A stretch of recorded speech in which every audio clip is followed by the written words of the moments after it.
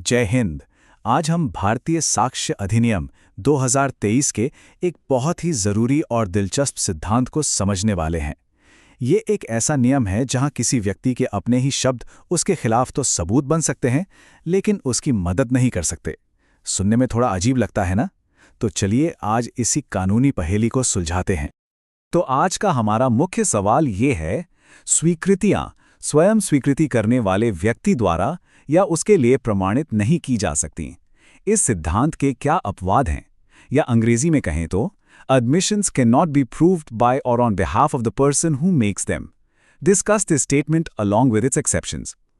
अब ये नियम पहली बार में थोड़ा उल्टा लग सकता है, पर यकीन मानिए इसके पीछे एक बहुत ही ठोस तर्क है जिसे हम आज समझने वाले हैं।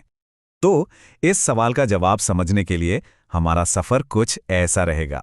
सबसे पहले हम मुख्य नियम और उसके पीछे के तर्क को जानेंगे, फिर एक केस स्टडी से समझेंगे कि यह नियम आखिर बना ही क्यों, और फिर सबसे जरूरी हम इसके 3 महत्वपूर्ण अपवादों पर भी बात करेंगे जहां यह नियम लागू नहीं होता।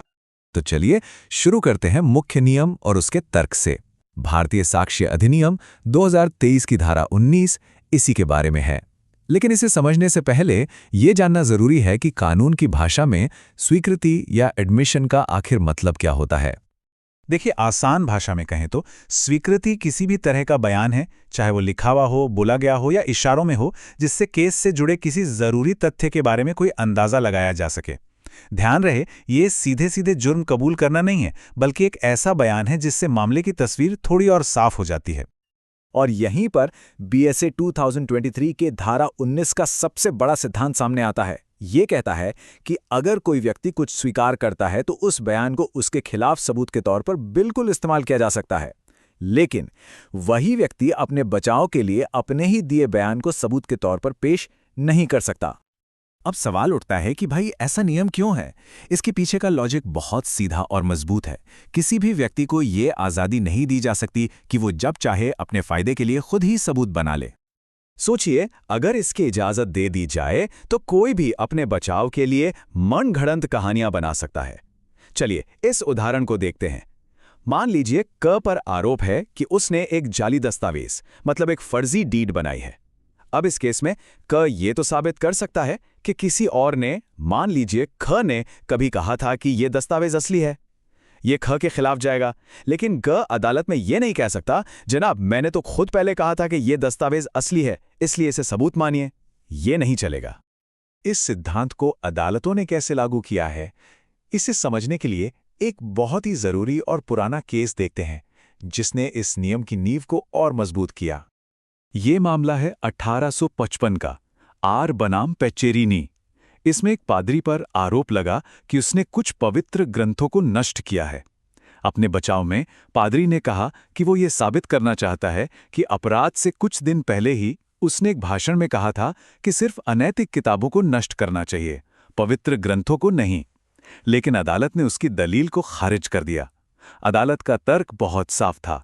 अगर लोगों को अपने भविष्य के गलत कामों के लिए पहले से ही ऐसे बयान देकर अपना बचाव तैयार करने की इजाजत दे दी जाए, तो फिर तो न्याय व्यवस्था का कोई मतलब ही नहीं रह जाएगा। कोई भी पहले से ही अपने बचाव का रास्ता बना लेगा।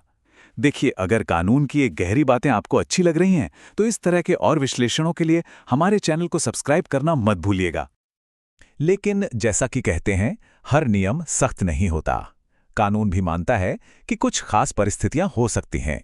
इसीलिए इस बड़े नियम के 3 महत्वपूर्ण अपवाद भी हैं जहां एक व्यक्ति अपने ही बयान को अपने पक्ष में सबूत के तौर पर इस्तेमाल कर सकता है।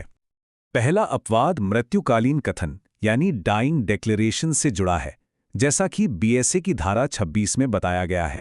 तो इसका मतलब क्या हुआ, चलिए समझते हैं। कुछ बयान इतने महत्वपूर्ण माने जाते हैं कि अगर बयान देने वाले की मौत भी हो जाए तब भी अदालत उन्हें सबूत मानती है, जैसे मरने से पहले दिया गया बयान, या फिर किसी ने अपने रोजमर्रा के कामकाज के दौरान कोई बात लिखी हो। तो ये अपवाद कहता है कि अगर किसी का बयान इस खास कैटेगरी में आता है तो वो व्यक्ति जिंदा रहते हुए भी उसे अपने पक्ष में सबूत के तौर पर पेश कर सकता है। इसका एक क्लासिक उदाहरण है एक जहाज के कैप्टन की लॉगबुक। सोचिए, एक कैप्टन पर यह आरोप है कि वो अपने जहाज को जानबूझकर गलत रास्ते पर ले गया। अब वो अपने बचाव में अपनी लॉग बुक दिखा सकता है, जिसमें उसने रोजाना सही रास्ते पर रहने की सारी जानकारी दर्ज की थी। क्योंकि ये जानकारी रोज के काम के हिस्से के तौर पर बिना किसी गलत इरादे के लिखी गई थी, इसलिए इसे भरोसेमंद सबूत माना जाएगा। चलिए, अब दूसरे अपवाद पर आते हैं। ये किसी व्यक्ति की मन या शरीर की दशा से जुड़े बयानों के बारे में है। कोई भी व्यक्ति अपनी मानसिक या शारीरिक हालत के बारे में दिए गए बयान को साबित कर सकता है, लेकिन यहाँ दो शर्तें हैं।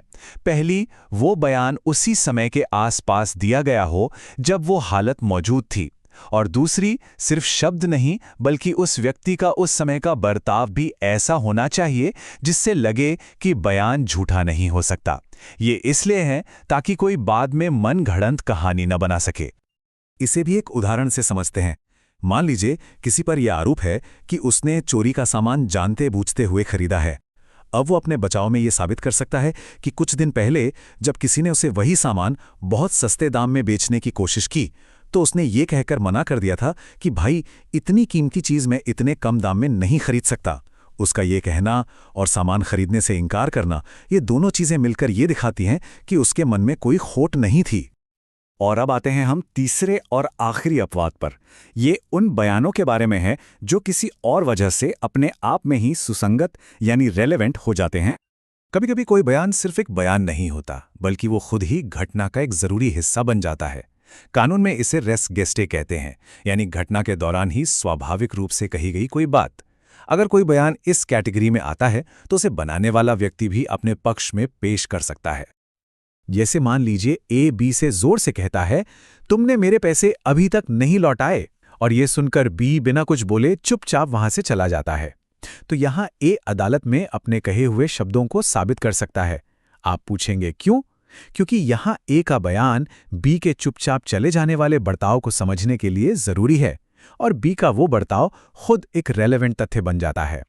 तो अब तक हमने जो कुछ भी समझा है उसे फटाफट समेट लेते हैं। हमने एक मुख्य नियम देखा जो खुद के फायदे के लिए सबूत बनाने से रोकता है, और फिर उसके 3 ऐसे अपवाद देखे जो खास परिस्थितियों में सच्चाई को सामने लाने में मदद करते हैं। ये टेबल देखिए, ये पूरी कहानी को एक नज़र में साफ कर देती है। कानून का जो मुख्य नियम है वो कहता है नहीं, यानी आप अपने फायदे के लिए अपने बयान का इस्तेमाल नहीं कर सकते। लेकिन 3 स्थितियों में यह हाँ में बदल जाता है। जब बयान खास परिस्थितियों में दिया गया हो, जब किसी की मानसिक या शारीरिक स्थिति उसके बर्ताव से साबित हो रही हो, या जब बयान खुद ही मामले का एक जरूरी हिस्सा हो। आखिर में ये पूरा सिद्धांत एक बहुत ही नाजुक संतुलन बनाने की कोशिश है।